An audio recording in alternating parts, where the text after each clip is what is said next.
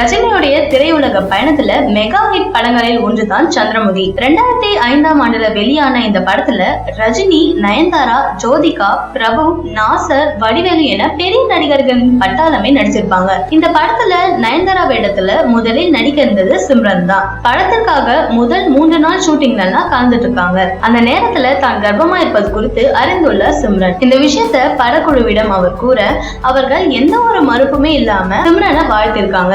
அப்போது ரஜினியுடன் நடிக்க இருந்த பட வாய்ப்பை விட்டுவிட்டேன் என்றும் இப்போது பேட்ட படத்துல நிறைவேறியுள்ளது என்றும் ஒரு பேட்டியில சிம்ரன் கூறியிருக்காங்க. யூ-டர்ன் படத்துடைய ப்ரமோ பாடலை அனிருத் வெளியிட்டிருக்காரு. இன்றைய காலகட்டத்துல ஒரு திரைப்படத்தை தயாரிப்பதை விட அதை நல்ல முறையில விளம்பரம் செய்து மக்களிடம் கொண்டு போய் சேர்ப்பதுதான் பெரிய வேலையா இருக்கு. எத்தனையோ புதிய யுக்திகள் கையாண்டாலும், அதிகமான படங்கள் ரிலீஸ் ஆனாலும் எத்தனை படங்கள் மக்களை சென்றடைந்து வெற்றி பெற்றிருக்கிறது என்பதுதான் கேள்விக்குறி. அந்த வகையில இயக்குனர்கள் இப்போது எடுத்திருக்கும் யுக்தி தான் ப்ரமோ பாடல்கள் வெளியிடுவது.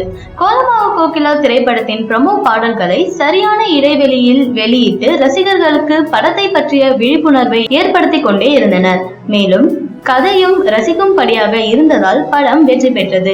கோலமாவு கோகிலா திரைப்படத்தை தொடர்ந்து அனிருத் இசையமைத்துள்ள சமந்தாவின் யூ-டர்ன் படத்திற்கு அனிருத் ப்ரமோ பாடல்கள் வெளியிட போவதாக சொல்லியிருக்காரு. இப்போது தமிழ் மற்றும் தெலுங்கு மொழிக்கான யூ-டர்ன் படத்தின் ப்ரமோ பாடலை வெளியிட்டிருக்காரு. சமந்தாவின் கைகள் கட்டப்பட்டிருக்கு. அனிருத் நடந்து கொண்டே திசை திரும்பினால் என பாடுவது போல ஆரம்பிக்கும் பாடல் பிறகு வேகம் எடுக்கிறது. பிறகு கட்டவிழ்த்து சுதந்திரமா சமந்தா நடனம் ஆடுவது போல அமைஞ்சிருக்கு. யூ-டர்ன் திரைப்படம் பவன்குமார் இயக்கத்துல த்ரில்லர் படமா தயாராகிருக்கு.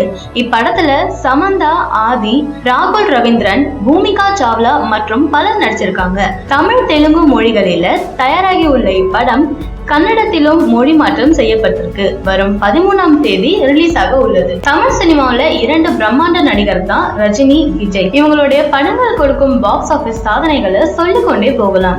அடுத்து பாக்ஸ் ஆபீஸ அதிர வைக்க சர்க்கார் பேட்ட என 2 படம் தயாராகி இருக்கு. இந்த 2 படத்தையுமே சன் பிக்சர்ஸ் நிறுவனம் தான் தயாரிக்கிறாங்க. அண்மையில இவர்கள் ரஜினியின் பெரிய எதிர்பார்ப்பில் இருக்கும் படமான பேட்ட படத்தின் ஃபர்ஸ்ட் லுக் மற்றும் பெயரையும் அறிவிச்சாங்க.